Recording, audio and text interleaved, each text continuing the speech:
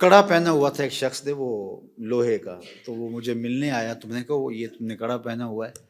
तो उसने कहा मदीने शरीफ से आया हुआ है। मैंने कहा मदीने वाले ने मना किया हुआ है। बास का कुछ लोग बहुत कड़े अकीदत के नाम पे पहन रहे होते हैं ना, ये फलां के नाम का है, ये फलां इमाम के नाम है, या फलां नबी के नाम का, ये मुर्शद के नाम का। किसी ने धागे पहने हुए हैं, पता नहीं क्या क्या, किसी ने टलियां पहनी हुई हैं, ये क्या कार्टून बन जाते हैं लोग। अल्लाह ने मर्द को जो मर्दाना वजाहत दी है वो उसी में सजता है।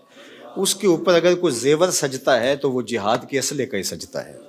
उसके अलावा मोमिन को कोई ना मन के सजते हैं, ये जो तरह तरह की 6 रंगों की तस्बीहां डाल के गले के अंदर फिरते हैं, या घुंघरू डाल लेते हैं, ये मर्दाना कोई रंग आहंग थोड़ा है। मर्दों के हाथों के अंदर दीगर उमूर रखे गए, मर्दों के वज़ाइफ अलग गए, औरतों के वज़ाइफ अलग। इसलिए रेशम मर्द को मना कर दी गई, ये नरम व नाजुक लिबास। और इसी तरह चांदी और सोना मर्द को मना कर दिया गया, ये औरतों का गहना है। सिर्फ चांदी की एक अंगूठी जायज़ रखी गई है, और वो भी 4.5 माशे की मिकदार को ना पहुंचती हो। तो मर्द के लिए सोना भी मना किया गया है, बल्कि आतिश दोज़ख का अंगारा करार दिया गया है। ये गुनाह बेलज्जत है और गुनाह जारिया है।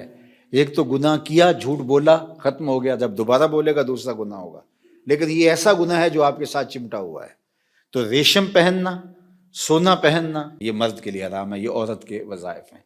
तो मर्द की आदात मर्दाना होनी चाहिए, औरत की आदात औरतों की तरह होनी चाहिए। इसीलिए जो मर्दाना औरत है उससे भी नफरत का इजहार किया गया, और जनाना मर्द से भी नफरत का इजहार किया गया। जो खातून है लेकिन मर्दों की तरह अपना गेटअप रखती है। मर्द की साख्त औरत से अलग रब ने बनाई है। औरत के चेहरे पे कभी दाढ़ी नहीं उगती, उसके मुंह पे कभी मूछें नहीं आती। ये वज़ाइफ मर्द के हैं। जो तवानाई, जो हड्डियों में जोर, जो तहव्वुर, जो जुर्रत अल्लाह ने मर्द में रखी है, औरत के अंदर अल्लाह ने नज़ाकत रखी है। मर्द की ताकत हुस्न है, औरत की नज़ाकत हुस्न है। हर शय का अपना हुस्न है, हर शय का अपना जमाल है। औरत के अंदर जो नज़ाकत रखी गई है वो अल्लाह ताला जल्ला शानहू ने उसका हुस्न बनाया है। बल्कि एक सफ़र में कुछ ख़वातीन भी हमरा थी, तो जो ग़ुलाम ऊँट हाँक रहे थे उनका नाम था अंजुशा रज़ी अल्लाह ताला अन्हो। तो वो ऊँटों को जब सवारियाँ चल रही थी थोड़ा सा तेज़ हाँक रहे थे, तो आका करीम ने हज़रत अंजशा को डांटते हुए कहा, अंजशा ज़रा नरमी से, तुम नहीं समझते ऊँटों के ऊपर नाजुक आबगीने हैं।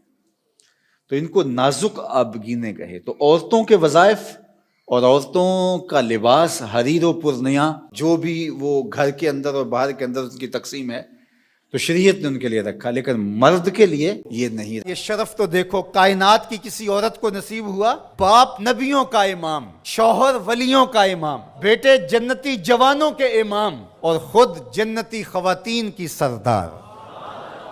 नबी के घर की है अजमत, नबी से सुनते हैं। अली के घर की है इज्जत, अली से सुनते हैं। वो जिसने मुअज़्ज़ज़ किया घराने को, हुसैन पाल के जिसने दिया जमाने को। और इकबाल तो यहाँ झूम उठता है, आ अदब पर वुर्दाए सब्र रज़ा, आसिया गर्दां व लब कुरान सुरा। ए फातिमा, कैसा तेरा अंदाज़े तरबियत है, हाथों से चक्की पीस रही थी और लबों पे कुरान के नगमे जारी। जब माएँ चक्की पीसते हुए कुरान पढ़ें तो बेटे हुसैन ही होंगे। जब माएँ जो है वो 14 पारों की तिलावत करके फिर बच्चे को दूध पेश करें तो बेटे कुतुबुद्दीन बख्तियार काकी की सूरत में नमूदार होंगे।